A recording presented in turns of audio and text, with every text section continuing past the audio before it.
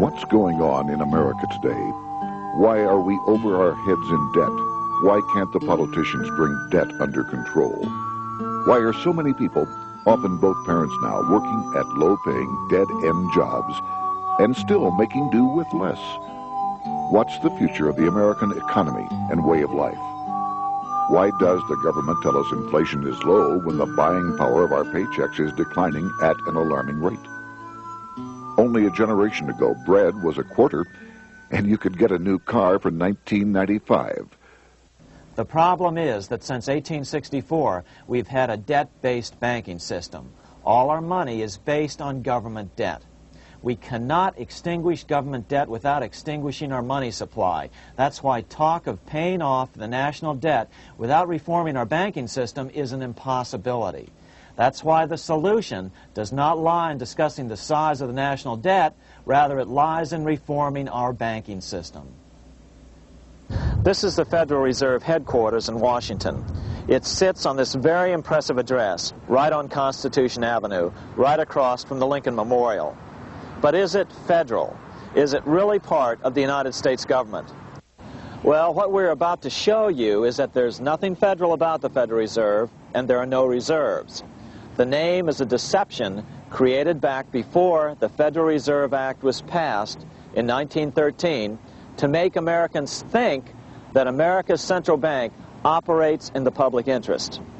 The truth is that the Federal Reserve is a private bank owned by private stockholders and run purely for their private profit. That's exactly correct. The Fed is a privately owned for-profit corporation which, again, has no reserves, at least no reserves available to back up the Federal Reserve notes, which is our common currency. Oh, absolutely. The Federal Reserve is neither federal and has doubtful reserves. It's a private bank that is owned by member banks. And it was chartered under the guise of deceit by an act of Congress in 1913. If there's still any doubt whether the Federal Reserve is a part of the U.S. government, check your local telephone book. In most cities, it is not listed in the blue government pages. It is listed in the business white pages right next to Federal Express, another private company. But more directly, U.S. courts have ruled time and time again that the Fed is a private corporation. Why can't Congress do something about the Fed? Most members of Congress just don't understand the system, and the few who do are afraid to speak up. For example, initially a veteran congressman from Chicago asked us if he could be interviewed for this video. However, both times our camera crew arrived at his office to do the interview, this was all we were able to film. The congressman never appeared, and eventually decided he no longer wanted to participate. But a few others in Congress have been bolder over the years. Here are three quick examples. In 1923, Representative Charles A. Lindbergh, a Republican from Minnesota, and father of the famed aviator Lucky Lindy, put it this way: the financial system has been turned over to the Federal Reserve Board. That board administers the finance system by authority of a purely profiteering group. The system is private, conducted for the sole purpose of obtaining the greatest possible profits from the use of other people's money. One of the most outspoken critics in Congress of the Fed was the former chairman of the House Banking and Currency Committee during the Great Depression years. Lewis T. McFadden, Republican of Pennsylvania, said in 1932, "We have in this country one of the most corrupt institutions the world has ever known. I refer to the Federal Reserve Board. This evil institution has impoverished the people of the United States and has practically bankrupted our government. It has done this through the corrupt practices of the moneyed vultures who control it." Senator Barry Goldwater was a frequent critic of the Fed. Most Americans have no real understanding of the operation of the international moneylenders. The accounts of the Federal Reserve System have never been audited. It operates outside the control of Congress and manipulates the credit of the United States. The Federal Reserve really even though it is not part of the federal government, it is more powerful than the federal government. It's more powerful than the president, the Congress, and the courts. Now, a lot of people challenge me on that, but let me prove my case. The Federal Reserve determines what the average person's car payment is going to be, what their house payment is going to be, and whether they have a job or not. And I submit to you that that's total control. And the Federal Reserve is the largest single creditor of the United States government. What does Proverbs tell us? The borrower is servant to the lender. What one has to understand is that from the day the Constitution was adopted right up to today, the folks who profit from privately owned central banks, as Madison called them, the money changers, have fought a running battle for control over who gets to print America's money. Why is who prints the money so important? Think of money as just another commodity. If you have a monopoly on a commodity that everyone needs, everyone wants, and nobody has enough of, there are lots of ways to make a profit, and also exert tremendous political influence. That's what this battle is all about. Throughout the history of the United States, the money power has gone back and forth between Congress and some sort of privately owned central bank. The Founding Fathers knew the evils of a privately owned central bank. First of all, they had seen how the privately owned British central bank, the Bank of England, had run up the British national debt to such an extent that Parliament had been forced to place unfair taxes on the American colonies. In fact, as we'll see later, Ben Franklin claimed that this was the real cause of the American Revolution. Most of the Founding Fathers realized the potential dangers of banking and feared bankers' accumulation of wealth and power. Jefferson put it this way: I sincerely believe that banking institutions are more dangerous to our liberties than standing armies. The issuing power should be taken from the banks and restored to the people to whom it properly belongs.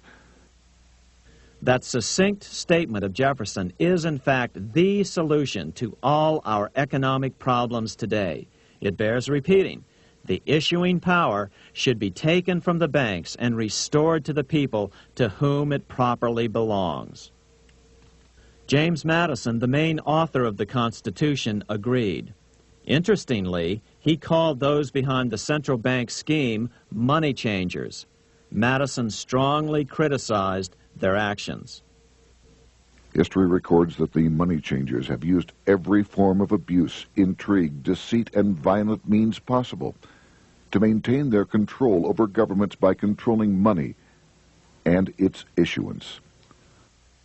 The battle over who gets to issue our money has been the pivotal issue throughout the history of the United States.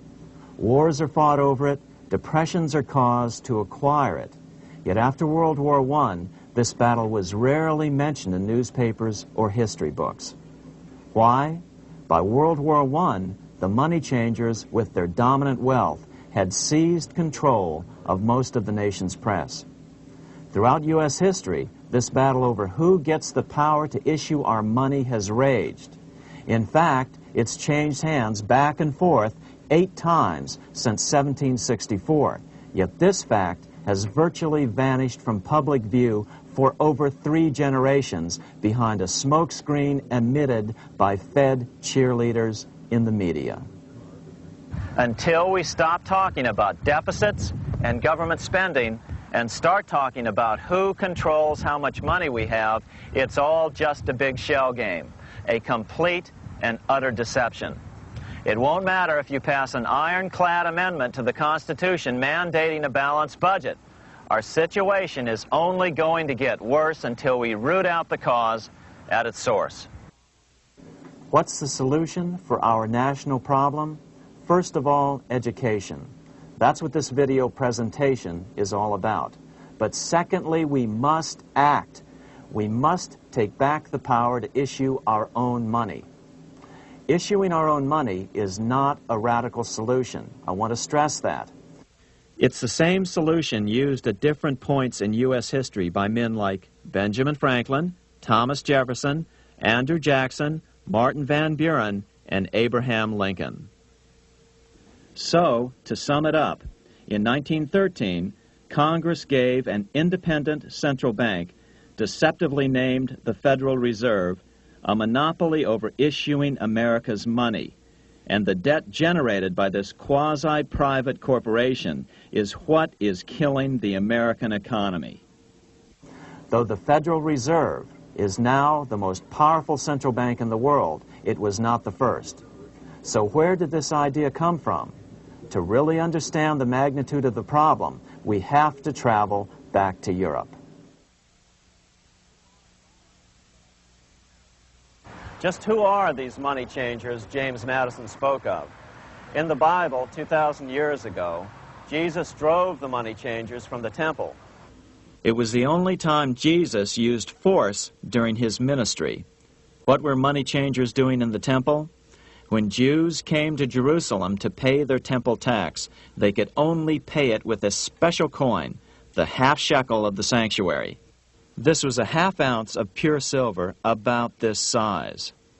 It was the only coin around at that time which was pure silver and of assured weight without the image of a pagan emperor. Therefore, to Jews, the half shekel was the only coin acceptable to God. But these coins were not plentiful. The money changers had cornered the market on them. Then they raised the price, just like any other commodity, to whatever the market would bear.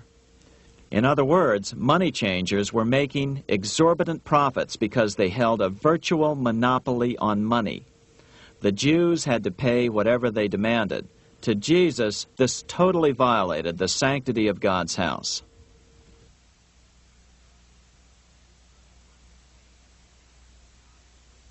But the money-changing scam did not originate in Jesus' day. 200 years before Christ, Rome was having trouble with money changers.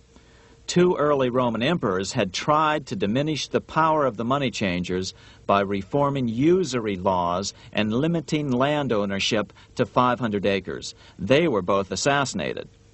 In 48 BC, Julius Caesar took back the power to coin money from the money changers and minted coins for the benefit of all. With this new, plentiful supply of money, he built great public works projects. By making money plentiful, Caesar won the love of the common man. But the money changers hated him. Some believe this was an important factor in Caesar's assassination. One thing is for sure, with the death of Caesar came the demise of plentiful money in Rome. Taxes increased, as did corruption. Just as in the case of America today, usury and debased coin became the rule. Eventually, the Roman money supply was reduced by 90%. As a result, the common people lost their lands and their homes, just as is about to happen soon in America. With the demise of plentiful money, the masses lost confidence in the Roman government and refused to support it. Rome plunged into the gloom of the Dark Ages.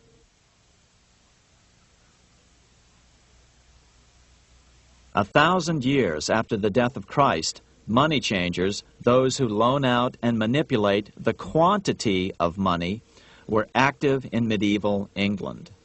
In fact, they were so active that acting together, they could manipulate the entire English economy. These were not bankers per se. The money changers generally were the goldsmiths. They were the first bankers because they started keeping other people's gold for safekeeping in their vaults. The first paper money was merely a receipt for gold left at the goldsmith. Paper money caught on because it was more convenient than carrying around a lot of heavy gold and silver coins. Eventually, goldsmiths noticed that only a small fraction of the depositors ever came in and demanded their gold at any one time. Goldsmiths started cheating on the system. They discovered that they could print more money than they had gold, and usually no one would be the wiser. Then they could loan out this extra money and collect interest on it. This was the birth of fractional reserve banking. That is, loaning out many times more money than you have assets on deposit. So, if $1,000 in gold were deposited with them, they could loan out about $10,000 in paper money and draw interest payments on it, and no one would ever discover the deception. By this means, goldsmiths gradually accumulated more and more wealth and used this wealth to accumulate more and more gold. Today, this practice of loaning out more money than there are reserves is known as fractional reserve banking. Every bank in the United States is allowed to loan out at least 10 times more money than they actually have. That's why they get rich on charging, let's say, 8% interest. It's not really 8% per year, which is their income. It's 80%. That's why bank buildings are always the largest in town. But does that mean that all interest or all banking should be illegal? Hardly. In the Middle Ages, canon law, the law of the Catholic Church, forbade charging interest on loans. This concept followed the teachings of Aristotle and St. Thomas Aquinas. They taught that the purpose of money was to serve the members of society, to facilitate the exchange of goods needed to lead a virtuous life. Interest, in their belief, hindered this purpose by putting an unnecessary burden on the use of money. In other words, interest was contrary to reason and justice. Reflecting church law in the Middle Ages, Europe forbade charging interest on loans and made it a crime called usury. As commerce grew, and therefore opportunities for investment arose in the late Middle Ages, it came to be recognized that to loan money had a cost for the lender, both in risk and in lost opportunity. So some charges were allowed, but not interest per se. But all moralists, no matter what religion, condemn fraud, oppression of the poor, and injustice as clearly immoral. As we will see, fractional reserve lending is rooted in a fraud, results in widespread poverty, and reduces the value of everyone else's money. The ancient goldsmiths discovered that extra profits could be made by rowing the economy between easy money and tight money. When they made money easier to borrow, then the amount of money in circulation expanded. Money was plentiful. People took out more loans to expand their businesses. But then the money changers would tighten the money supply. They would make loans more difficult to get. What would happen? Just what happens today. A certain percentage of people could not repay their previous loans and could not take out new loans to repay the old ones. Therefore, they went bankrupt and had to sell their assets to the goldsmiths for pennies on the dollar. The same thing is still going on today. Only today, we call this rowing of the economy up and down the business cycle.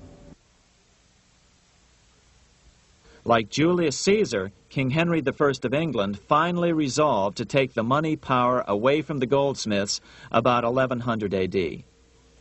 Henry could have used anything as money, seashells, feathers, or even yak dung, as is often done in remote Tibetan provinces.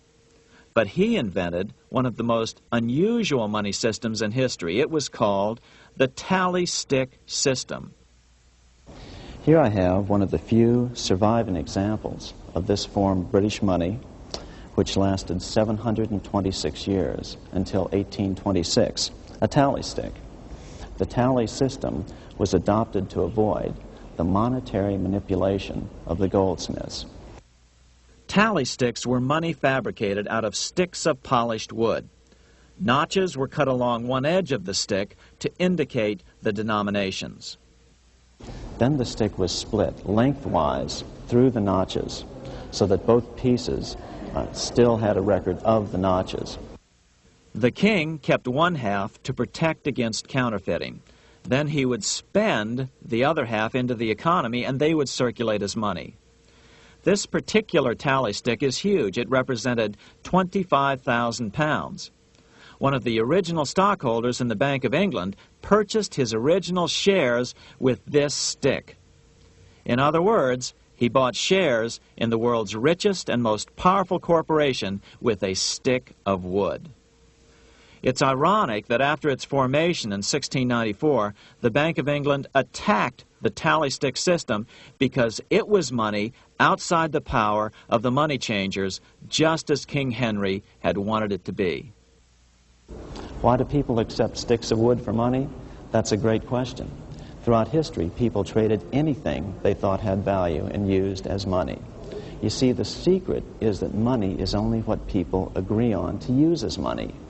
What's our paper money today? It's really just paper. But here's the trick. King Henry ordered that tally sticks had to be used to pay the king's taxes. This built-in demand for tally sticks immediately made them circulate and be accepted as money. And they worked well.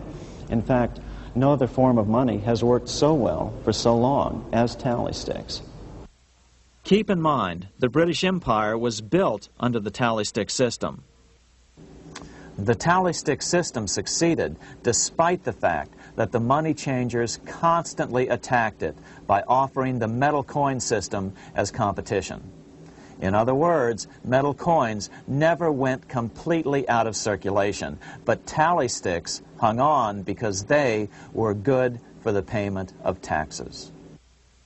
Finally, in the 1500s, King Henry VIII relaxed the laws concerning usury, and the money changers wasted no time reasserting themselves. They quickly made their gold and silver money plentiful for a few decades. But when Queen Mary took the throne and tightened the usury laws again, the money changers renewed the hoarding of gold and silver coins, forcing the economy to plummet.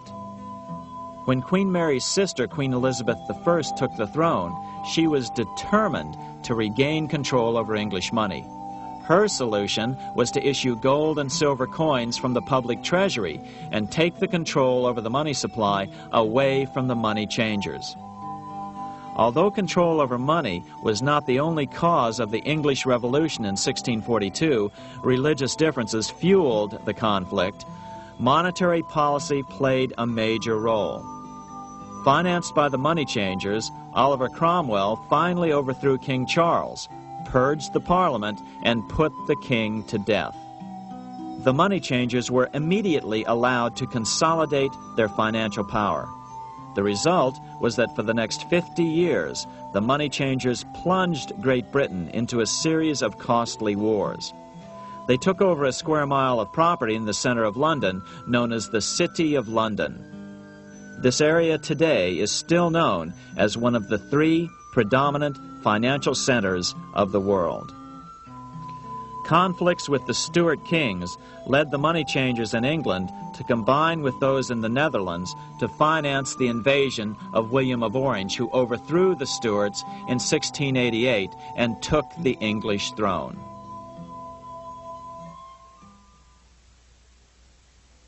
By the end of the 1600s, England was in financial ruin. 50 years of more or less continuous wars with France and Holland had exhausted her. Frantic government officials met with the money changers to beg for the loans necessary to pursue their political purposes. The price was high: a government-sanctioned, privately owned bank which could issue money created out of nothing. It was to be the modern world's first privately owned central bank, the Bank of England. Although it was deceptively called the Bank of England to make the general population think it was part of the government, it was not. Like any other private corporation, the Bank of England sold shares to get started. The investors, whose names were never revealed, were supposed to put up £1.25 million British pounds in gold coin to buy their shares in the bank, but only £750,000 was ever received. Despite that, the bank was duly chartered in 1694 and started out in the business of loaning out several times the money it supposedly had in reserves, all at interest. In exchange, the new bank would loan British politicians as much of the new currency as they wanted, as long as they secured the debt by direct taxation of the British people. So, legalization of the Bank of England amounted to nothing less than legal counterfeiting of a national currency for private gain. Unfortunately, nearly every nation now has a privately controlled central bank using the Bank of England as the basic model. Such is the power of these central banks that they soon take total control over a nation's economy. It soon amounts to nothing but a plutocracy, rule by the rich. It would be like putting control of the army in the hands of the mafia. The danger of tyranny would be extreme.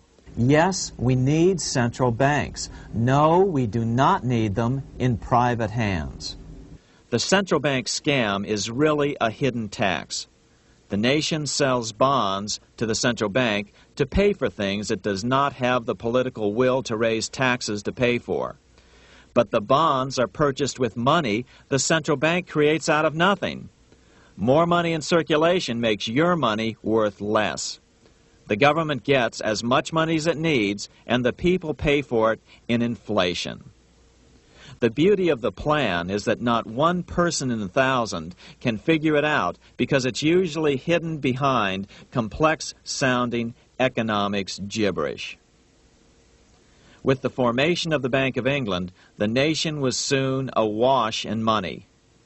Prices throughout the country doubled. Massive loans were granted for just about any wild scheme. One venture proposed to drain the Red Sea to recover gold supposedly lost when the Egyptian army drowned pursuing Moses and the Israelites. By 1698, government debt grew from the initial £1.25 million to £16 million. Naturally, taxes were increased and then increased again to pay for all of this. With the British money supply firmly in their grip, the British economy began a wild roller coaster series of booms and depressions, exactly the sort of thing a central bank claims it is determined to prevent. There are two things which I think are intrinsic not just to the Bank of England but to central banking generally. The first is an involvement in the formulation of monetary policy with the specific objective of achieving monetary stability. However, since the Bank of England took control, the British pound has rarely been stable.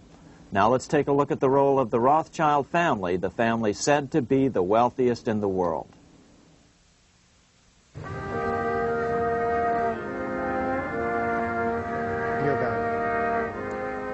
This is Frankfurt, Germany. 50 years after the Bank of England opened its doors, a goldsmith named Amschel Moses Bauer opened a coin shop, a counting house, in 1743. And over the door he placed a sign depicting a Roman eagle on a red shield. The shop became known as the Red Shield Firm, or in German, Rothschild. When his son, Amschel Meyer Bauer, inherited the business, he decided to change his name to Rothschild. Amschel soon learned that loaning money to governments and kings was more profitable than loaning to private individuals. Not only were the loans bigger, but they were secured by the nation's taxes. Mayer Rothschild had 5 sons.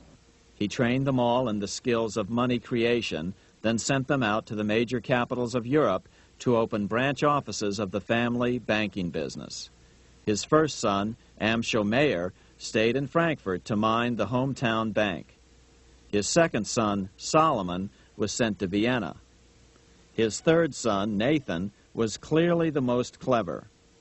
He was sent to London at age 21 in 1798, 100 years after the founding of the Bank of England. His fourth son, Karl, went to Naples, and his fifth son, Jacob, went to Paris.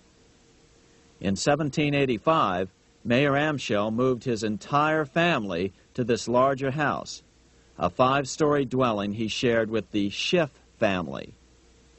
This house was known as the Green Shield. The Rothschilds and the Schiffs would play a central role in the rest of European financial history and in that of the United States. The Rothschilds broke into dealings with European royalty here at Wilhelmshof, the palace of the wealthiest man in Germany. In fact, the wealthiest monarch in all Europe, Prince William of Hesse-Kassel. At first, the Rothschilds were only helping William speculate in precious coins. But when Napoleon chased Prince William into exile, he sent £550,000, a gigantic sum at that time, to Nathan Rothschild in London with instructions for him to buy consols, British government bonds, also called government stock. But Rothschild used the money for his own purposes. With Napoleon on the loose, the opportunities of wartime investments were nearly limitless. William returned here sometime prior to the Battle of Waterloo in 1815. He summoned Rothschild and demanded his money back. The Rothschilds returned William's money with the interest the British consuls would have paid him had the investment actually been made. But the Rothschilds kept all the past profits they had made using William's money. Nathan Rothschild later bragged that in the 17 years he'd been in England, he'd increased his original £20,000 stake given to him by his father by 2,500 times. By cooperating within the family, the Rothschilds soon grew unbelievably wealthy. By the mid-1800s, they dominated all European banking and were certainly the wealthiest family in the world. They financed Cecil Rhodes, making it possible for him to establish a monopoly over the diamond and gold fields of South Africa. In America, they financed the Harrimans and railroads, the Vanderbilts and railroads and the press, and Carnegie in the steel industry, among many others. In fact, during World War I, J.P. Morgan was thought to be the richest man in America. But after his death, it was discovered that he was actually only a lieutenant of the Rothschilds. Once Morgan's will was made public, it was discovered that he owned only 19% of J.P. Morgan companies. By 1850, James Rothschild, the heir of the French branch of the family, was said to be worth 600 million French francs, 150 million more than all the other bankers in France put together. He built this mansion called Ferrier, just east of Paris. Wilhelm I, on seeing it, exclaimed, "Kings couldn't afford this. It could only belong to a Rothschild." Another 19th century French commentator put it this way: "There is but one power in Europe, and that is Rothschild." There is no evidence that their predominant standing in European or world finance has changed.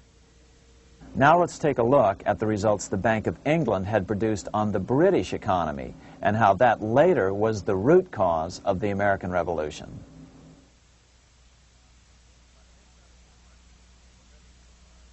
By the mid-1700s, the British Empire was nearing its height of power around the world. But Britain had fought 4 costly wars in Europe since the creation of their privately owned central bank, the Bank of England. The cost had been high. To finance these wars, the British Parliament here had borrowed heavily from the bank. By the mid-1700s, the government's debt here in Britain was £140 million, a staggering sum for those days.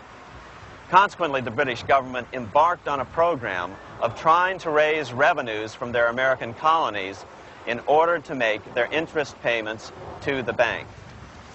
But in America, it was a different story. The scourge of a privately owned central bank had not yet hit. This is Independence Hall in Philadelphia, where the Declaration of Independence and Constitution were signed. In the mid-1700s, pre-revolutionary America was still relatively poor. There was a severe shortage of precious metal coins to trade for goods, so the early colonists were forced to experiment with printing their own homegrown paper money. Some of these experiments were successful. Franklin was a big supporter of the colonies printing their own paper money. In 1757, Franklin was sent to London. He ended up staying for the next 18 years here, nearly until the start of the American Revolution. During this period, the American colonies began to issue their own money. Called colonial scrip, the endeavor was very successful. It provided a reliable medium of exchange, and it also helped to provide a feeling of unity between the colonies. Remember, colonial scrip was just paper money, debt-free money, printed in the public interest, and not backed by gold or silver coin. In other words, it was a totally fiat currency. One day, officials of the Bank of England asked Franklin how he would account for the newfound prosperity of the colonies. Without hesitation, he replied, "That is simple. In the colonies, we issue our own money. It is called colonial scrip. We issue it in proper proportion to the demands of trade and industry to make the products pass easily from the producers to the consumers. In this manner, creating for ourselves our own paper money, we control its purchasing power, and we have no interest to pay to no one." This was just common sense to Franklin, but you can imagine the impact it had on the Bank of England. America had learned the secret of money, and that genie had to be returned to its bottle as soon as possible.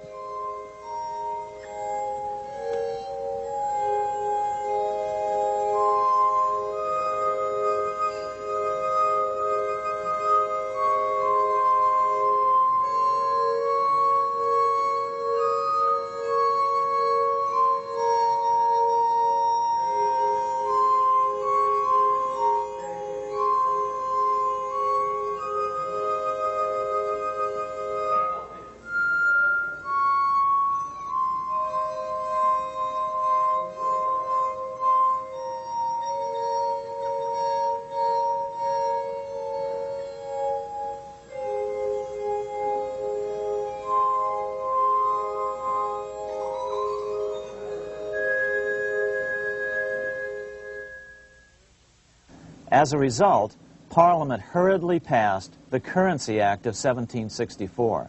This prohibited colonial officials from issuing their own money and ordered them to pay all future taxes in gold or silver coins.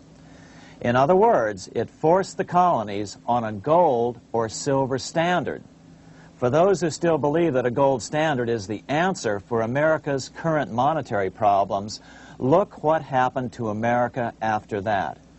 Writing in his autobiography, Franklin said, "In 1 year, the conditions were so reversed that the era of prosperity ended and a depression set in to such an extent that the streets of the colonies were filled with unemployed." Franklin claims that this was even the basic cause for the American Revolution. As Franklin put it in his autobiography, "The colonies would gladly have borne a little tax on tea and other matters had it not been that England took away from the colonies their money, which created unemployment and dissatisfaction. The inability of the colonists to get the power to issue their own money permanently out of the hands of George III and the international bankers was the prime reason for the Revolutionary War." By the time the first shots were fired in Lexington, Massachusetts, on April 19, 1775, the colonies had been drained of gold and silver coin by British taxation. As a result, the Continental government had no choice but to print money to finance the war. At the start of the Revolution, the U.S. money supply stood at $12 million. By the end of the war, it was nearly $500 million. As a result, the currency was virtually worthless. Shoes sold for $5,000 a pair. Colonial scrip had worked because just enough was issued to facilitate trade. As George Washington lamented, "A wagon load of money will scarcely purchase a wagon load of provisions." Today, those who support a gold-backed currency point to this period during the Revolution to demonstrate the evils of a fiat currency. But remember, the same currency had worked so well 20 years earlier during times of peace that the Bank of England had Parliament outlaw it. Towards the end of the Revolution, the Continental Congress, meeting here at Independence Hall, grew desperate for money. In 1781, they allowed Robert Morris, their financial superintendent, to open a privately owned central bank. Incidentally, Morris was a wealthy man who had grown wealthier during the Revolution by trading in war materials. Called the Bank of North America, the new bank was closely modeled after the Bank of England. It was allowed to practice fractional reserve banking. That is, it could lend out money it didn't have, then charge interest on it. If you or I were to do that, we would be charged with fraud, a felony. The bank's charter called for private investors to put up $400,000 worth of initial capital. But when Morris was unable to raise the money, he brazenly used his political influence to have gold deposited in the bank, which had been loaned to America by France. He then loaned this money to himself and his friends to reinvest in shares of the bank. And, like the Bank of England, the bank was given a monopoly over the national currency. Soon the dangers became clear. The value of American currency continued to plummet. So, 4 years later, in 1785, the bank's charter was not renewed. The leader of the effort to kill the bank, William Findley of Pennsylvania, explained the problem this way, quote, "This institution, having no principle but that of avarice, will never be varied in its object, to engross all the wealth, power, and influence of the state." The men behind the Bank of North America, Alexander Hamilton, Robert Morris, and the bank's president, Thomas Whiling, did not give up. Only 6 years later, Hamilton, then Secretary of the Treasury, and his mentor, Morris, rammed a new privately owned central bank through the new Congress. Called the first bank of the United States, Thomas Whiling again served as the bank's president. The players were the same, only the name of the bank was changed.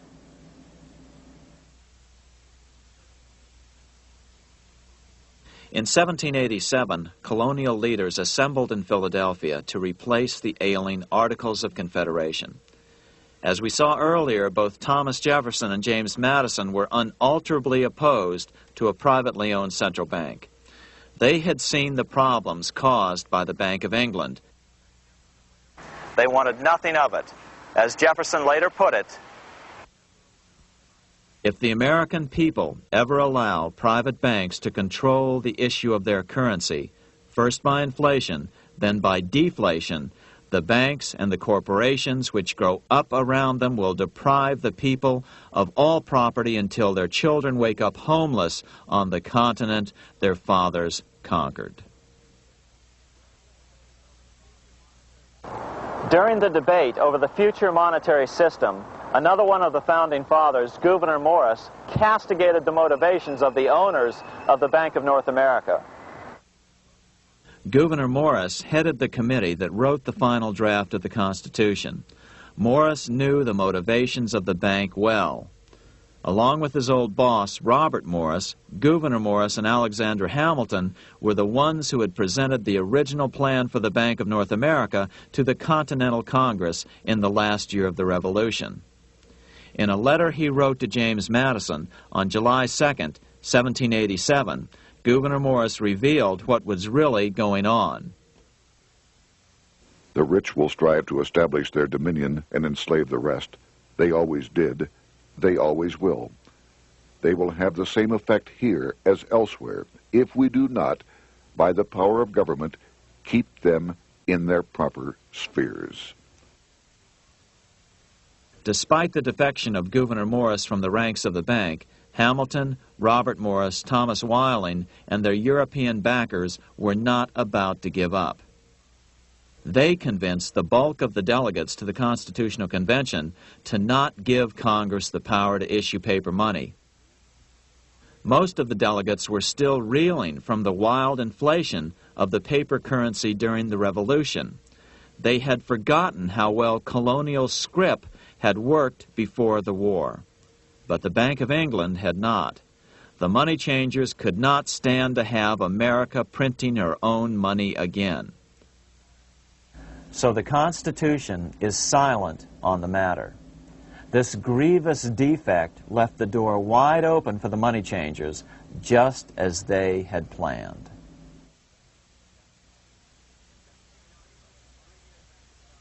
In 1790, less than 3 years after the Constitution had been signed, the money changers struck again. The newly appointed first Secretary of the Treasury, Alexander Hamilton, proposed a bill to the Congress calling for a new, privately owned central bank. Coincidentally, that was the very year that Amschel Rothschild made his pronouncement from his flagship bank in Frankfurt. Let me issue and control a nation's money, and I care not who writes the laws. Alexander Hamilton was a tool of the international bankers, and he wanted to create the U.S. Bank, the BUS, or the Bank of the United States, and did so.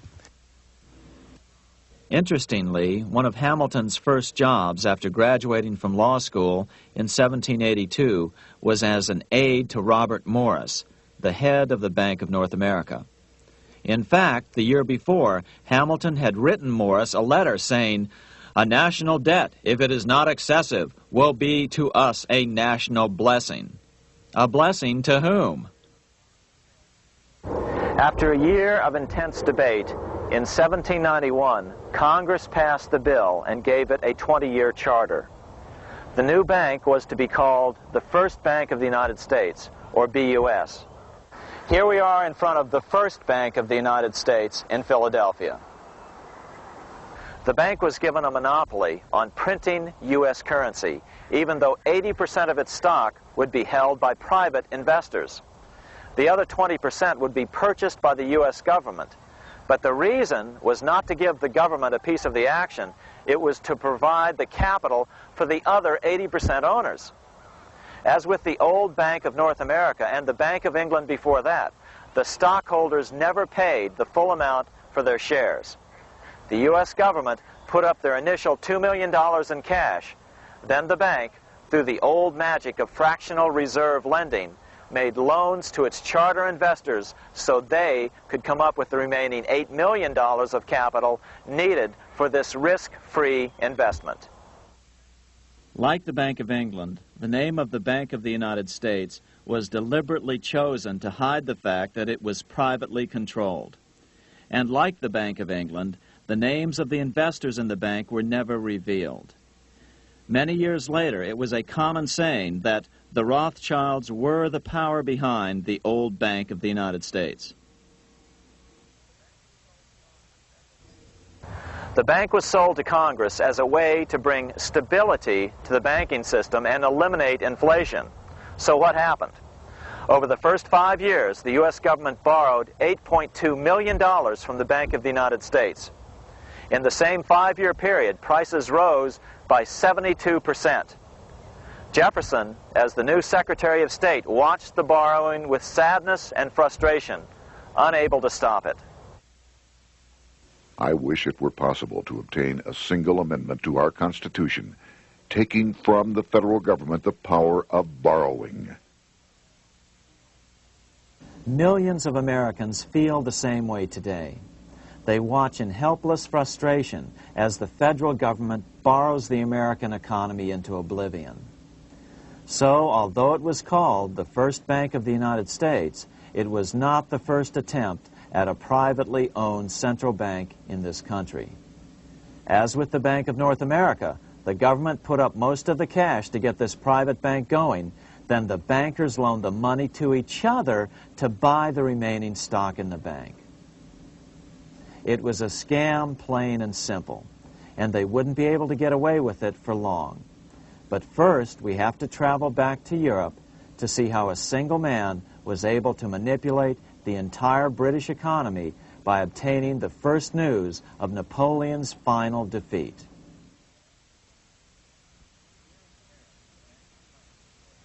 Here in Paris, the Bank of France was organized in 1800, just like the Bank of England.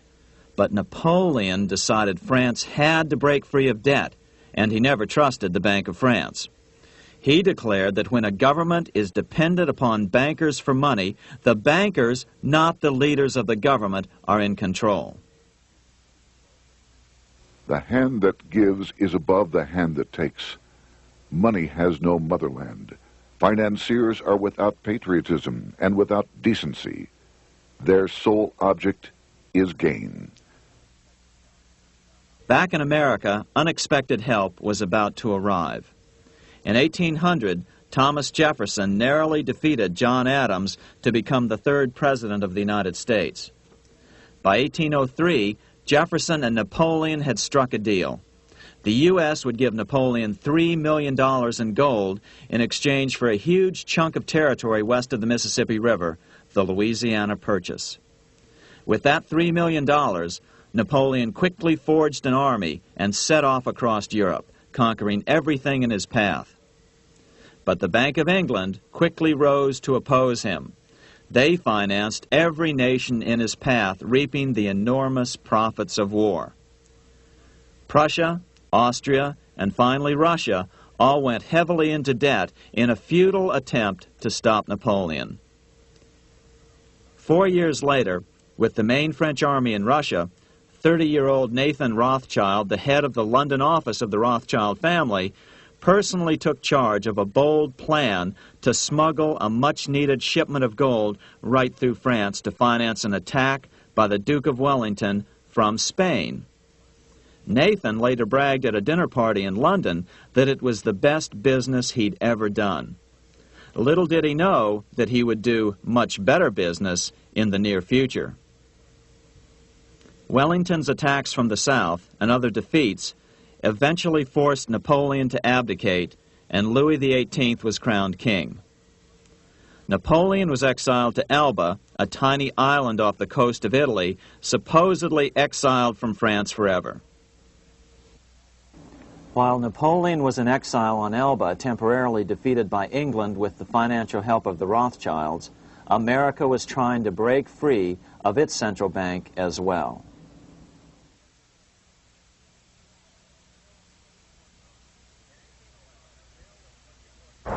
In 1811, a bill was put before Congress to renew the charter of the Bank of the United States.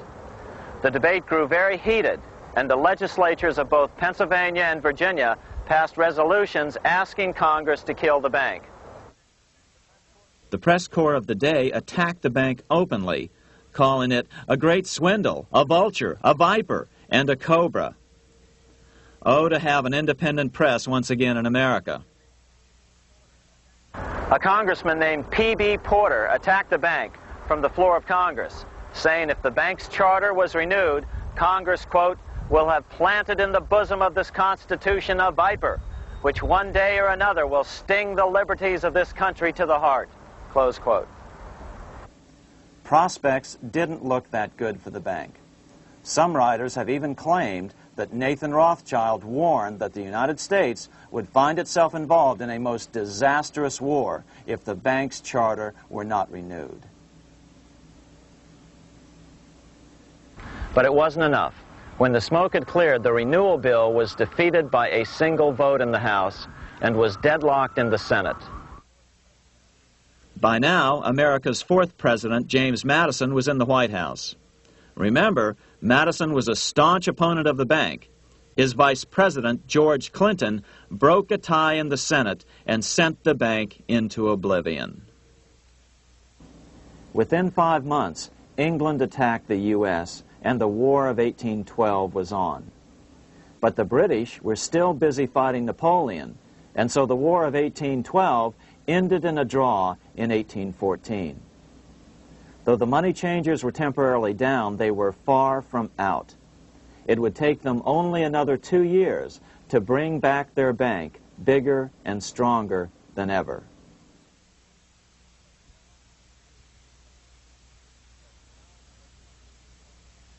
But now, let's return to Napoleon, because nothing else in history more aptly demonstrates the ingenuity of the Rothschild family than their control of the British stock market after Waterloo. In 1815, a year after the end of the War of 1812 in America, Napoleon escaped his exile and returned to Paris. French troops were sent out to capture him, but such was his charisma that the soldiers rallied around their old leader and hailed him as their emperor once again. In March of 1815, Napoleon equipped an army which Britain's Duke of Wellington defeated less than 90 days later at Waterloo. Some writers claim Napoleon borrowed £5 million from the Bank of England to rearm. But it appears these funds actually came from the Ouvard banking house in Paris. Nevertheless, from about this point on, it was not unusual for privately controlled central banks to finance both sides in a war. Why would a central bank finance opposing sides in a war? Because war is the biggest debt generator of them all. A nation will borrow any amount for victory. The ultimate loser is loaned just enough to hold out the vain hope of victory, and the ultimate winner is given enough to win. Besides, such loans are usually conditioned upon the guarantee that the victor will honor the debts of the vanquished.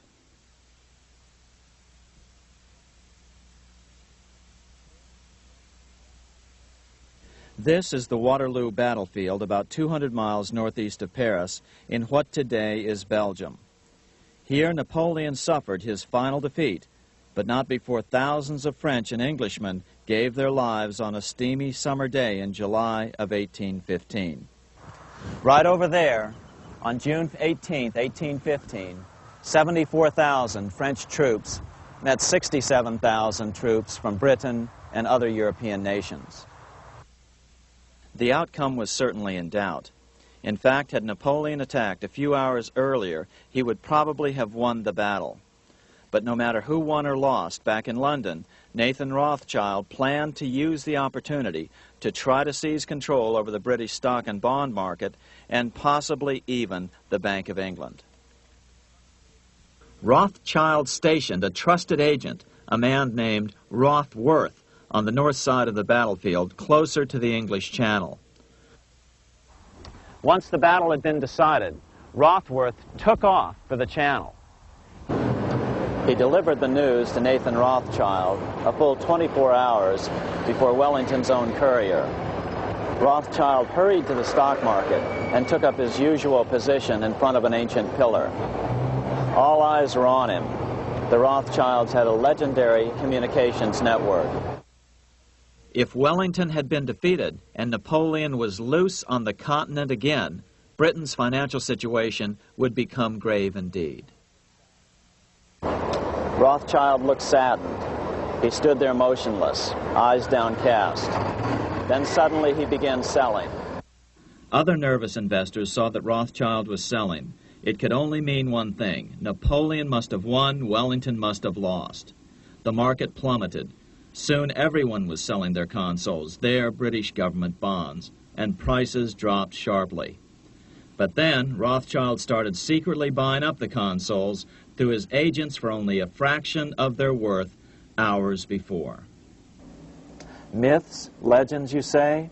100 years later, the New York Times ran a story which said that Nathan's grandson had attempted to secure a court order to suppress a book with this stock market story in it.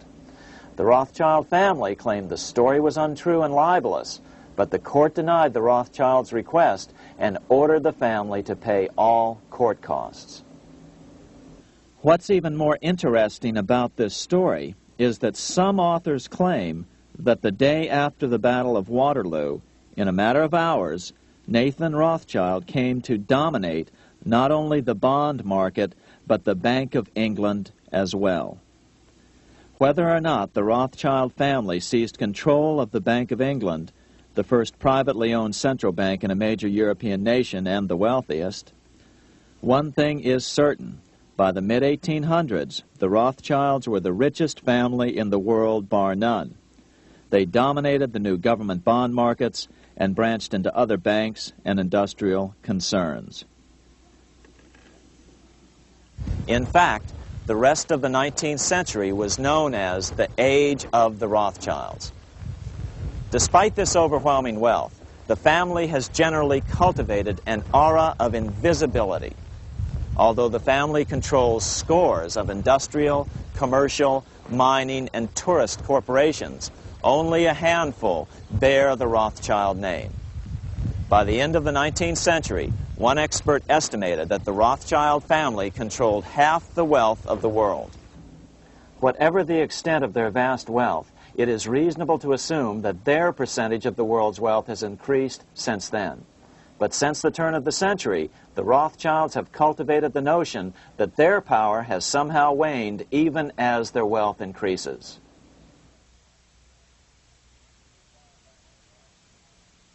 Meanwhile, back in Washington in 1816, just 1 year after Waterloo and Rothschild's alleged takeover of the Bank of England, the American Congress passed a bill permitting yet another privately owned central bank.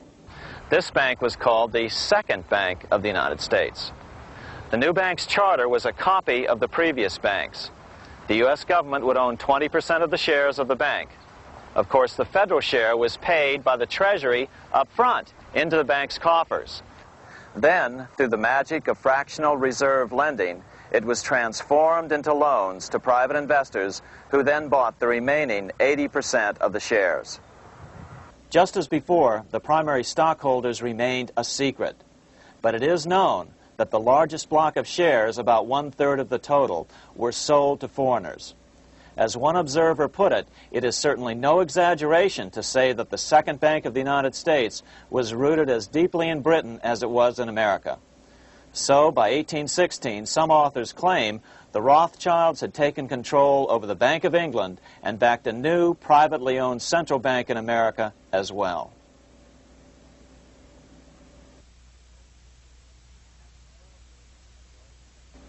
After 12 years of manipulations of the U.S. economy on the part of the Second Bank of the U.S., the American people had had just about enough.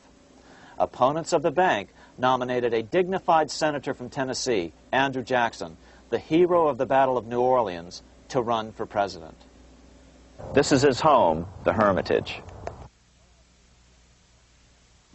No one gave Jackson a chance initially. The bank had long ago learned how the political process could be controlled with money. To the surprise and dismay of the money changers, Jackson was swept into office in 1828. Jackson was determined to kill the bank at the first opportunity and wasted no time in trying to do so. But the bank's 20-year charter didn't come up for renewal until 1836, the last year of his second term, if he could survive that long. During his first term, Jackson contented himself with rooting out the bank's many minions from government service. He fired 2,000 of the 11,000 employees of the federal government. In 1832, with his re-election approaching, the bank struck an early blow, hoping Jackson would not want to stir up controversy. They asked Congress to pass a renewal bill 4 years early. Naturally, Congress complied, then sent it to the president for signing. But Jackson weighed in with both feet. Old Hickory, never a coward, vetoed the bill. His veto message is one of the great American documents. It clearly lays out the responsibility of the American government towards its citizens, rich and poor. It is not our own citizens only who are to receive the bounty of our government. More than 8 millions of the stock of this bank are held by foreigners. Is there no danger to our liberty and independence in a bank that in its nature has so little to bind it to our country? Controlling our currency, receiving our public monies, and holding thousands of our citizens' independence would be more formidable and dangerous than a military power of the enemy.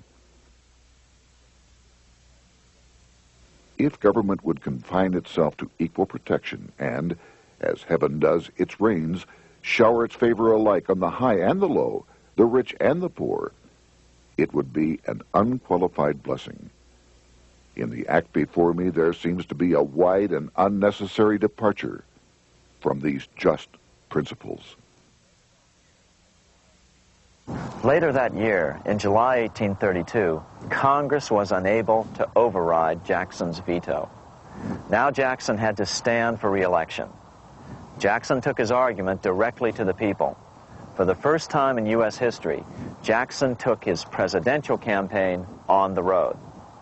Before then, presidential candidates stayed at home and looked presidential. His campaign slogan was "Jackson and no bank." The National Republican Party ran Senator Henry Clay against Jackson. Despite the fact that the bankers poured over $3 million into Clay's campaign, Jackson was reelected by a landslide in November of 1832. Despite his presidential victory, Jackson knew the battle was only beginning. "The hydra of corruption is only scotched, not dead," said the newly elected president. Jackson ordered his new Secretary of Treasury, Lewis McLean, to start removing the government's deposits from the second bank and start placing them in state banks. But McLean refused to do so. Jackson fired him and appointed William J. Duane as the new Secretary of the Treasury. Duane also refused to comply with the president's requests, and so Jackson fired him as well and then appointed Roger B. Taney to the office. Taney did withdraw government funds from the bank starting on October 1st, 1833. Jackson was jubilant. "I have it chained. I'm ready with screws to draw every tooth and then the stumps." But the bank was not yet done fighting. Its head, Nicholas Biddle, used his influence to get the Senate to reject Taney's nomination. Then, in a rare show of arrogance, Biddle threatened to cause a depression if the bank was not rechartered. This worthy president thinks that because he has scalped Indians and imprisoned judges, he is to have his way with the bank. He is mistaken. Next, in an unbelievable fit of honesty for a central banker, Biddle admitted that the bank was going to make money scarce to force Congress to restore the bank. Nothing but widespread suffering will produce any effect on Congress. Our only safety is in pursuing a steady course of firm restriction, and I have no doubt that such a course will ultimately lead to restoration of the currency and the recharter of the bank. What a stunning revelation. Here was the pure truth, revealed with shocking clarity. Biddle intended to use the money contraction power of the bank to cause a massive depression until America gave in. Unfortunately, this has happened time and time again throughout U.S. history and is about to happen again in today's world. Nicholas Biddle made good on his threat. The bank sharply contracted the money supply by calling in old loans and refusing to extend new ones. A financial panic ensued, followed by a deep depression. Naturally, Biddle blamed Jackson for the crash, saying that it was caused by the withdrawal of federal funds from the bank. Unfortunately, his plan worked well. Wages and prices sagged. Unemployment soared along with business bankruptcies. The nation quickly went into an uproar. Newspaper editors blasted Jackson in editorials. The bank threatened to withhold payments, which then could be made directly to key politicians for their support. Within only months, Congress assembled in what was called the panic session. 6 months after he had withdrawn funds from the bank, Jackson was officially censured by a resolution which passed the Senate by a vote of 26 to 20. It was the first time a president had ever been censured by Congress. Jackson lashed out at the bank. "You are a den of vipers. I intend to rout you out, and by eternal God, I will rout you out." America's fate teetered on a knife edge. If Congress could muster enough votes to override Jackson's veto, the bank would be granted another 20-year monopoly or more over America's money, time enough to consolidate its already great power. Then a miracle occurred. The governor of Pennsylvania came out supporting President Jackson and strongly criticized the bank. On top of that, Biddle had been caught boasting in public about the bank's plan to crash the economy. Suddenly, the tide shifted. In April of 1834, the House of Representatives voted 134 to 82 against rechartering the bank. This was followed up by an even more lopsided vote to establish a special committee to investigate whether the bank had caused the crash. When the investigating committee arrived at the bank's door in Philadelphia, armed with a subpoena to examine the books, Biddle refused to give them up. Nor would he allow inspection of correspondence with congressmen relating to their personal loans and advances he'd made to them. He also refused to testify before the committee back in Washington. On January 8th, 1835, Jackson paid off the final installment on the national debt, which had been necessitated by allowing the banks to issue currency for government bonds rather than simply issuing treasury notes without such debt. He was the only president to ever pay off the debt. A few weeks later, on January 30th, 1835, an assassin by the name of Richard Lawrence tried to shoot President Jackson, but by the grace of God, both pistols misfired. Lawrence was later found not guilty by reason of insanity. After his release, he bragged to friends that powerful people in Europe had put him up to the task and promised to protect him if he were caught. The following year, when its charter ran out, the Second Bank of the United States ceased functioning as the nation's central bank. Biddle was later arrested and charged with fraud. He was tried and acquitted, but died shortly thereafter while still tied up in civil suits. After his second term as president, Jackson retired here to the Hermitage outside of Nashville to live out his life. He is still remembered here for his determination to kill the bank. In fact, he killed it so well that it took the money changers 77 years to undo the damage. When asked what his most important accomplishment had been, Jackson replied, "I killed the bank." Unfortunately, even Jackson failed to grasp the entire picture and its root cause. Although Jackson had killed the central bank, the most insidious weapon of the money changers, fractional reserve banking, remained in use by the numerous state-chartered banks. This fueled economic instability in the years before the Civil War. Still, the central bankers were out, and as a result, America thrived as it expanded westward. During this time, the principal money changers struggled to regain their lost centralized power, but to no avail. Then, finally, they reverted to the old central bankers' formula: war to create debt and dependency. If they couldn't get their central bank any other way, America could be brought to its knees by plunging it into a civil war, just as they had done in 1812 after the first Bank of the United States was not rechartered. 1 month after the inauguration of Abraham Lincoln, the first shots of the American Civil War were fired here at Fort Sumter, South Carolina, on April 12, 1861. Certainly slavery was a cause for the Civil War, but not the primary cause. Lincoln knew that the economy of the South depended upon slavery, and so before the Civil War, he had no intention of eliminating it. Lincoln had put it this way in his inaugural address only 1 month earlier. I have no purpose, directly or indirectly, to interfere with the institution of slavery in the states where it now exists. I believe I have no lawful right to do so, and I have no inclination to do so. Even after the first shots were fired here at Fort Sumter, Lincoln continued to insist that the Civil War was not about the issue of slavery. My paramount objective is to save the Union, and it is not either to save or destroy slavery. If I could save the Union without freeing any slave, I would do it. So what was the Civil War all about? There were many factors at play. Northern industrialists had used protective tariffs to prevent the southern states from buying cheaper European goods. Europe retaliated by stopping cotton imports from the South. The southern states were in a double financial bind. They were forced to pay more for most of the necessities of life, while their income from cotton exports plummeted. The South was angry. But there were other factors at work.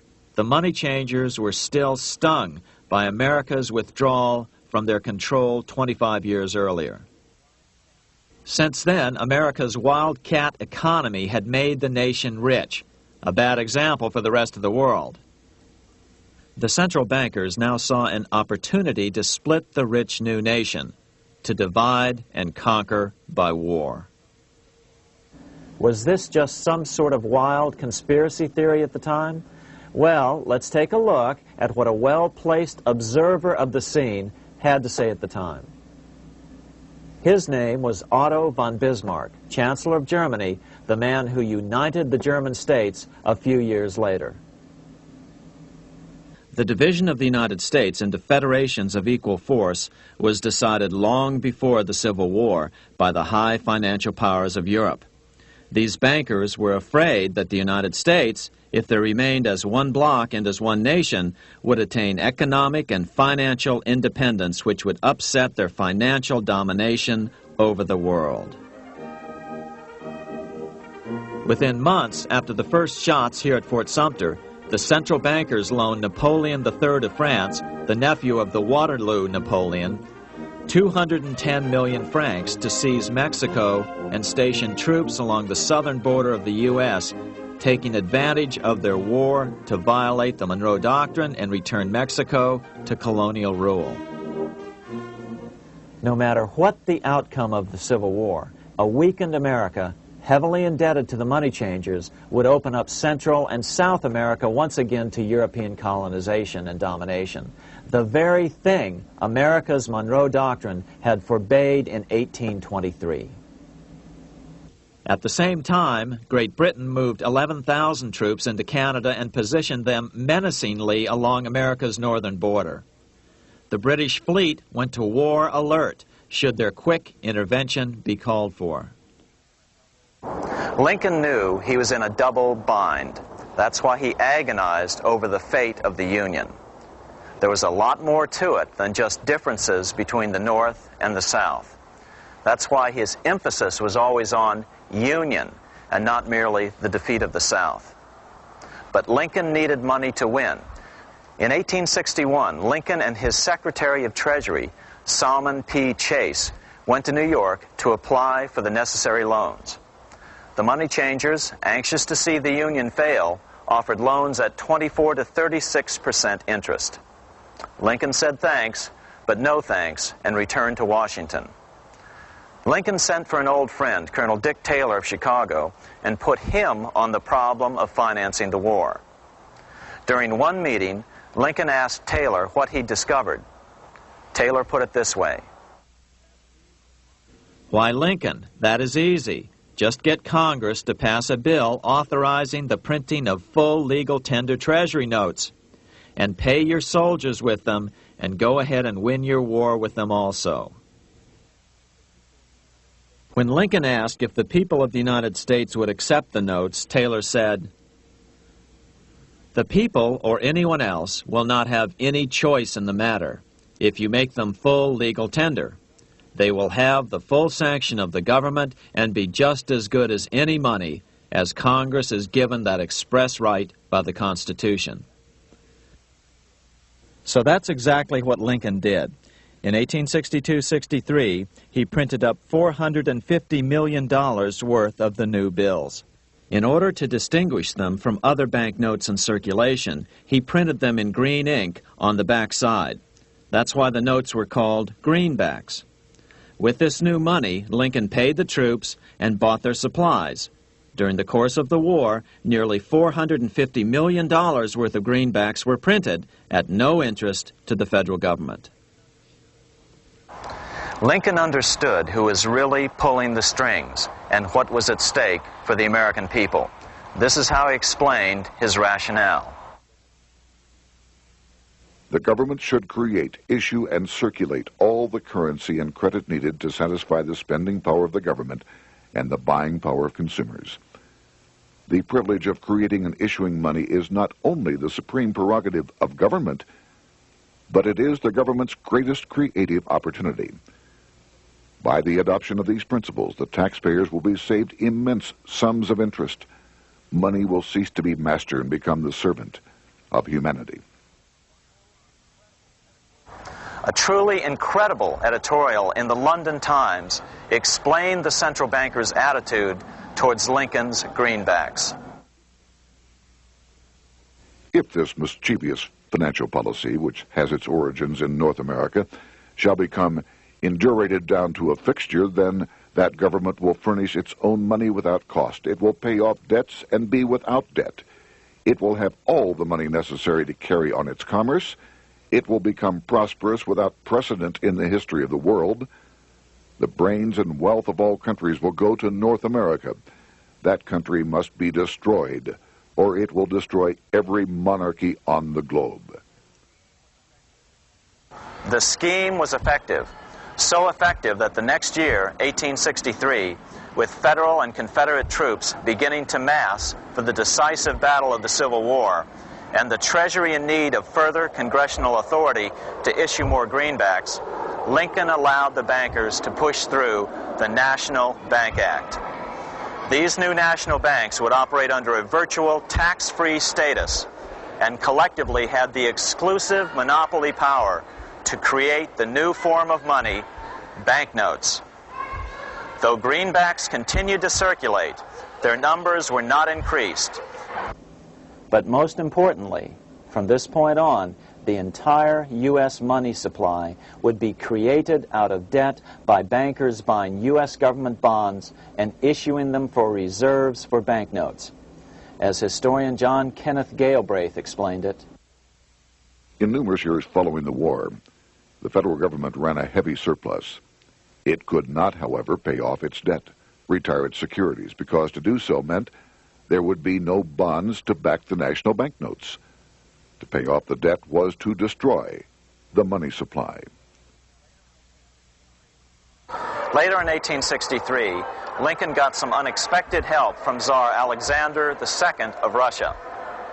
The Tsar, like Bismarck in Germany, knew what the international money changers were up to and had steadfastly refused to let them set up a central bank in Russia. If America survived and was able to remain out of their clutches, the Tsar's position would remain secure. If the bankers were successful at dividing America and giving the pieces back to Great Britain and France, both nations under control of their central banks, eventually they would threaten Russia again. So the Tsar gave orders that if either England or France actively intervened and gave aid to the South, Russia would consider such action as a declaration of war.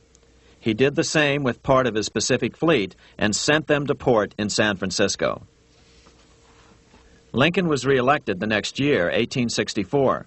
Had he lived, he would surely have killed the national bank's money monopoly extracted from him during the war.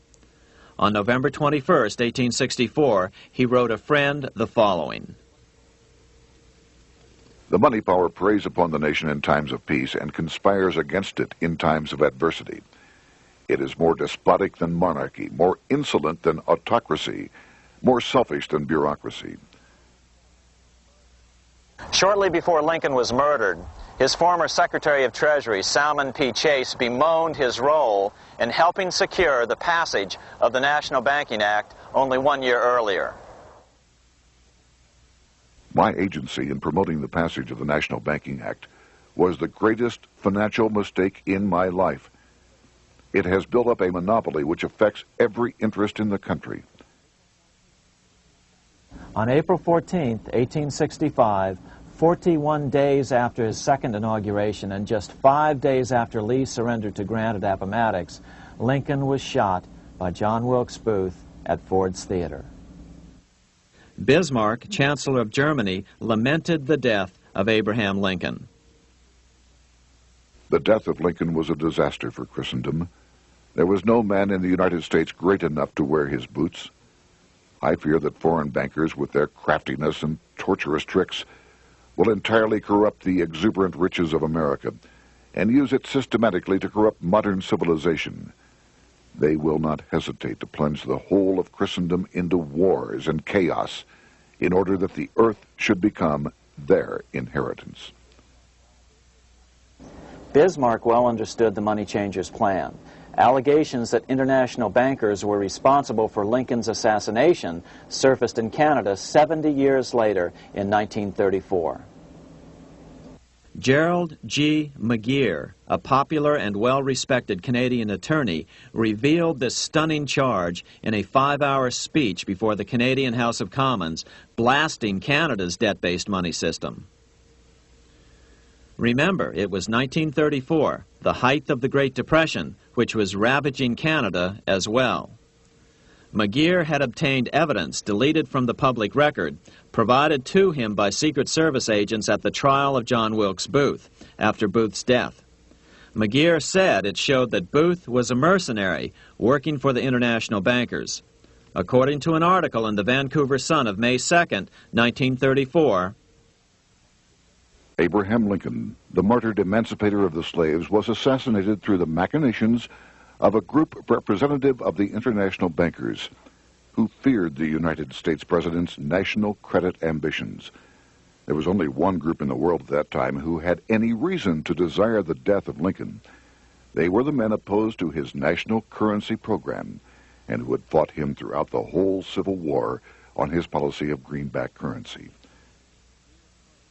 Interestingly, McGeer claimed that Lincoln was assassinated not only because international bankers wanted to reestablish a central bank in America, but because they also wanted to base America's currency on gold. Gold they controlled. In other words, put America on a gold standard.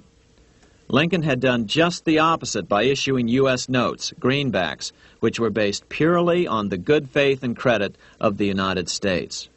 The article quoted McGeer as saying, "They were the men interested in the establishment of the gold standard and the right of the bankers to manage the currency and credit of every nation in the world. With Lincoln out of the way, they were able to proceed with that plan and did proceed with it in the United States. Within 8 years after Lincoln's assassination, silver was demonetized and the gold standard money system set up in the United States." Not since Lincoln has the U.S. issued debt-free United States notes. These red-sealed bills, which were issued in 1963, were not a new issue from President Kennedy, but merely the old greenbacks reissued year after year. In another act of folly and ignorance, the 1994 Regal Act actually authorized the replacement of Lincoln's greenbacks with debt-based notes. In other words, greenbacks were in circulation in the United States until 1994. Why was silver bad for the bankers and gold good? Simple. Because silver was plentiful in the United States. It was very hard to control. Gold was, and always has been, scarce. Throughout history, it has been relatively easy to monopolize gold, but silver has historically been 15 times more plentiful. With Lincoln out of the way, the money changers' next objective was to gain complete control over America's money. This was no easy task. With the opening of the American West, silver had been discovered in huge quantities. On top of that, Lincoln's greenbacks were generally popular. Despite the European central bankers' deliberate attacks on greenbacks, they continued to circulate in the United States, in fact, until a few years ago. According to historian W. Cleon Skousen, right after the Civil War, there was considerable talk about reviving Lincoln's brief experiment with the constitutional monetary system. Had not the European Money Trust intervened, it would have no doubt become an established institution. it is clear that the concept of America printing her own debt-free money sent shockwaves throughout the European central banking elite. They watched with horror as Americans clamored for more greenbacks. They may have killed Lincoln, but support for his monetary ideas grew. On April 12, 1866, nearly 1 year to the day of Lincoln's assassination, Congress went to work at the bidding of the European central banking interests.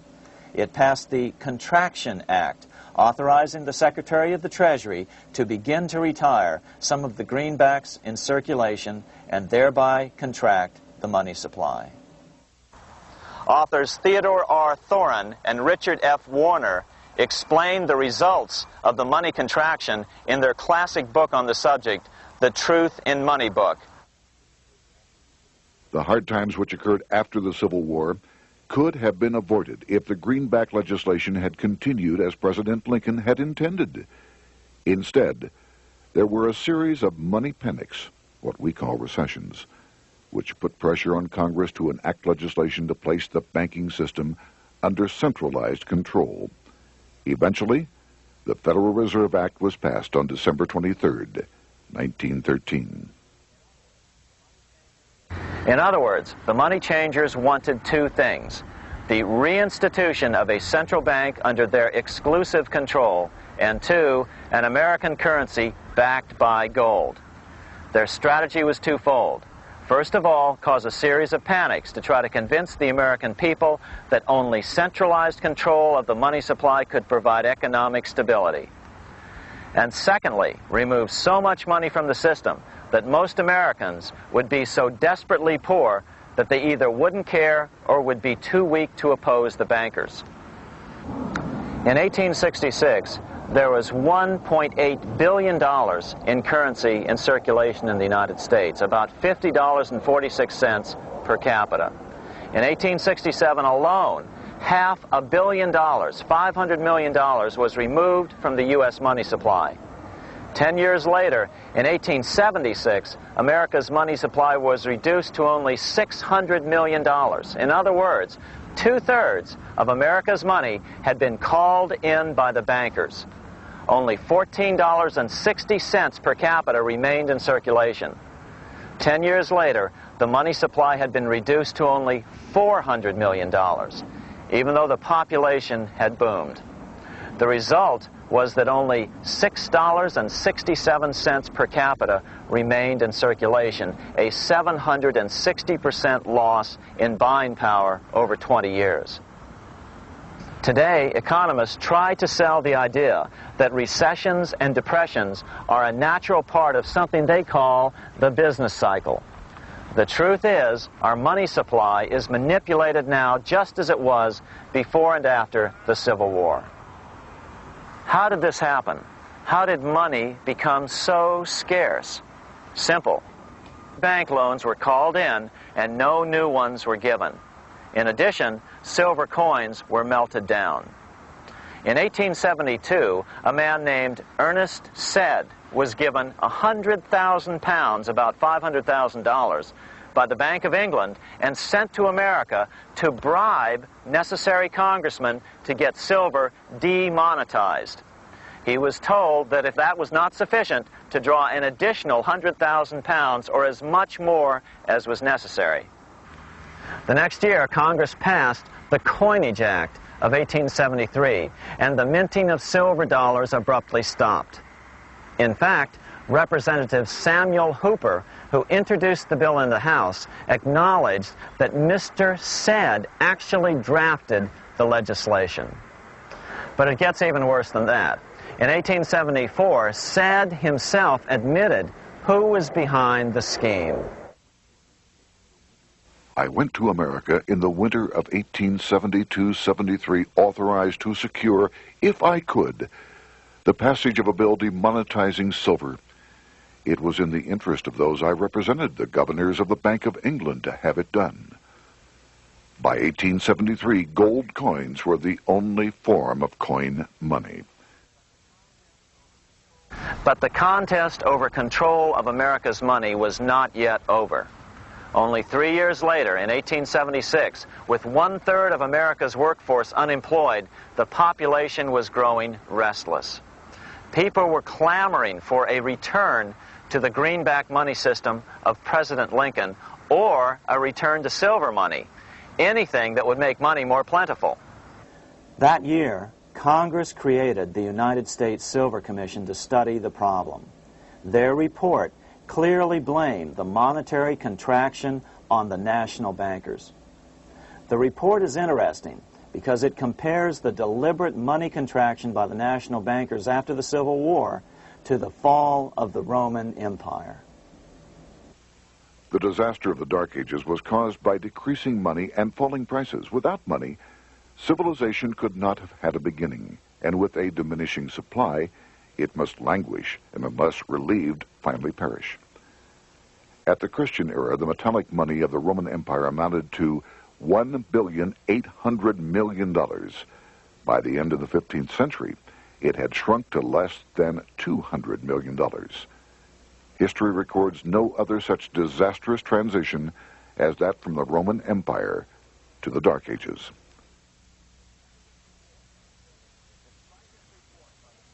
Despite this report by the Silver Commission, Congress took no action.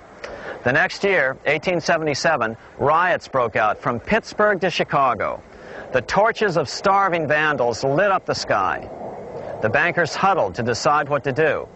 They decided to hang on. Now that they were back in control to a certain extent, they were not about to give it up. At the meeting of the American Bankers Association that year, they urged their membership to do everything in their power to put down the notion of a return to greenbacks. The ABA Secretary, James Buell, authored a letter to the members which blatantly called on the banks to subvert not only Congress, but the press. It is advisable to do all in your power to sustain such prominent daily and weekly newspapers, especially the agricultural and religious press, as will oppose the greenback issue of paper money, and that you will also withhold patronage from all applicants who are not willing to oppose the government issue of money. To repeal the act creating banknotes or to restore to circulation the government issue of money will be to provide the people with money and will therefore seriously affect our individual profits as bankers and lenders. See your congressman at once and engage him to support our interest that we may control legislation. As political pressure mounted in Congress for change, the press tried to turn the American people away from the truth. The New York Tribune put it this way on January 10th, 1878. "The capital of the country is organized at last, and we will see whether Congress will dare to fly in its face." But it didn't work entirely. On February 28, 1878, Congress passed the Sherman Law, allowing the minting of a limited number of silver dollars, ending the 5-year hiatus. This did not end gold backing of the currency, however, nor did it completely free silver. Previous to 1873, anyone who brought silver to the U.S. Mint could have it struck into silver dollars free of charge. No longer. But at least some money began to flow back into the economy again. With no further threat to their control, the bankers loosened up on loans, and the post-Civil War depression was finally ended. 3 years later, the American people elected Republican James Garfield president. Garfield understood how the economy was being manipulated. As a congressman, he had been chairman of the Appropriations Committee and was a member of Banking and Currency. After his inauguration, he slammed the money changers publicly in 1881. Whoever controls the volume of money in any country is absolute master of all industry and commerce. And when you realize that the entire system is very easily controlled, one way or another, by a few powerful men at the top, you will not have to be told how periods of inflation and depression originate. Unfortunately, within a few weeks of making this statement, on July 2nd of 1881, President Garfield was assassinated.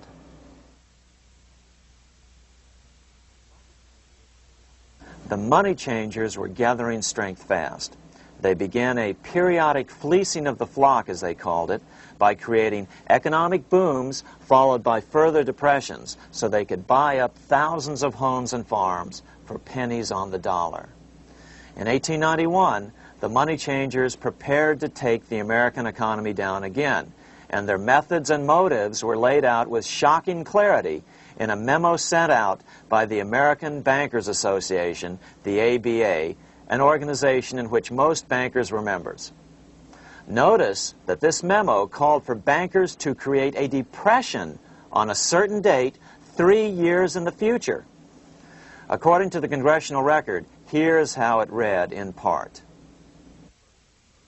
On September 1st, 1894, we will not renew our loans under any consideration. On September 1st, we will demand our money. We will foreclose and become mortgagees in possession. We can take 2/3 of the farms west of the Mississippi and thousands of them east of the Mississippi as well at our price. Then the farmers will become tenants, as in England. These depressions could be controlled because America was on the gold money standard. Since gold is scarce, it's one of the easiest commodities to manipulate. People wanted silver money legalized again so they could escape the stranglehold the money changers had on gold money. People wanted silver money reinstated, reversing Mr. Said's Act of 1873, by then called the Crime of '73. By 1896, the issue of more silver money had become the central issue in the presidential campaign.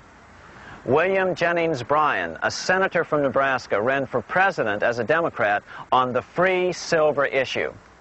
At the Democratic National Convention in Chicago, he made an emotional speech which won him the nomination entitled Crown of Thorns and Cross of Gold. Though Bryan was only 36 years old at the time, this speech is widely regarded as the most famous oration ever made before a political convention. In the dramatic conclusion, Bryan said, "We will answer their demand for a gold standard by saying to them, you shall not press down upon the brow of labor this crown of thorns. You shall not crucify mankind upon a cross of gold." The bankers lavishly supported the Republican candidate, William McKinley, who favored the gold standard. The resulting contest was amongst the most fiercely contested presidential races in American history. Bryan made over 600 speeches in 27 states. The McKinley campaign got manufacturers and industrialists to inform their employees that if Bryan were elected, all factories and plants would close and there would be no work. The ruse succeeded. McKinley beat Bryan by a small margin. Bryan ran for president again in 1900 and in 1908, but fell short each time. During the 1912 Democratic Convention, Bryan was a powerful figure who helped Woodrow Wilson win the nomination. When Wilson became president, he appointed Bryan as Secretary of State, but Bryan soon became disenchanted with the Wilson administration. Bryan served only 2 years in the Wilson administration before resigning in 1915 over the highly suspicious sinking of the Lusitania, the event which was used to drive America into World War I. Although William Jennings Bryan never gained the presidency, his efforts delayed the money changers for 17 years from attaining their next goal, a new, privately owned central bank for America.